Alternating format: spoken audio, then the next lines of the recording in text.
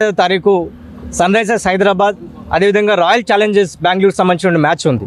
ఈ మ్యాచ్కు సంబంధించినటువంటి ఐపీఎల్ టికెట్లను పేటీఎం అనే సంస్థకు సన్ రైజర్స్ యాజమాన్యం అదేవిధంగా హెచ్సిఏ కూడా అమ్మకానికి పెట్టారు.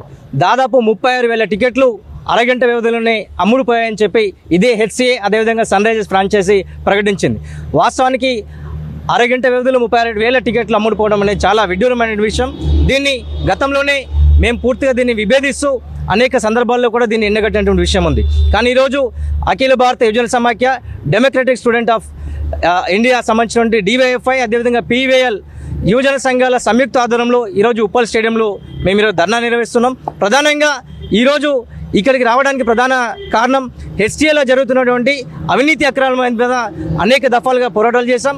వాటికి సంబంధించి ఈ ఐపీఎల్ సంబంధించినటువంటి ఏదైతే టికెట్ల పారదర్శకతలో ఏదైతే మార్పులు వస్తున్నాయో వాటికి సంబంధించి ఒక నివేదిక ఇవ్వమని చెప్పి మేము హెచ్సిఏ ప్రెసిడెంట్కి ఈరోజు ఒక మెమోరాండం ఇవ్వడానికి వచ్చాం. కానీ హెచ్సిఏ ప్రెసిడెంట్ పూర్తిగా నిమ్మకు నీరెట్టినట్లు వివరిస్తున్నాడు. పూర్తిగా ఆయన అక్రమాలకు పాల్పడుతున్నాడు అనేది ప్రగాఢంగా మేము నమ్ముతున్నాము. దానిలో భాగంగానే ఈరోజు ఏదైతే టికెట్లకు సంబంధించి గోల్మాల్ జరుగుతుందో వీటి మీద పూర్తిగా విచారణ జరపాలని చెప్పి రాష్ట్ర ప్రభుత్వాన్ని మేము కోరుతున్నాము. అదేవిధంగా ఒకవేళ హెచ్సిఏ పూర్తిగా ఈ వైఖరి మీద తప్పు చేయలేదని భావిస్తే మీరెందుకు రాష్ట్ర ప్రభుత్వానికి నివేదిక ఇవ్వట్లేదు అనేది కూడా ఈరోజు హెచ్సిఏ బోర్డుని అదేవిధంగా హెచ్సిఏ అధ్యక్షుడు జగన్మోహన్ని మేము డిమాండ్ చేస్తున్నాం.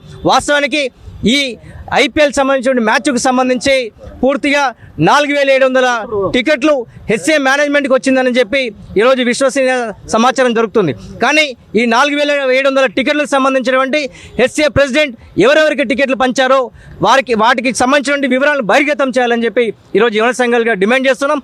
తక్షణమే మీరు ఈ విషయాల మీద స్పందించకుంటే 25వ తారీఖు జరిగేటటువంటి మ్యాచ్ని పూర్తిగా అడ్డుకుంటాం.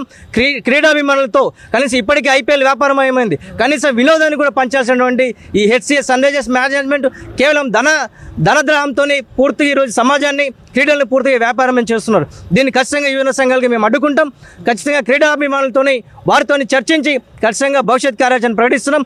రేపు రాష్ట్ర వ్యాప్తంగా అన్ని యువన సంఘాల ఆధ్వర్యంలో దీన్ని పెద్ద ఎత్తున కార్యక్రమాల్లో పత్రికా సమావేశం ఏర్పాటు చేస్తామని చెప్పి ఈ సందర్భంగా తెలియజేస్తాం.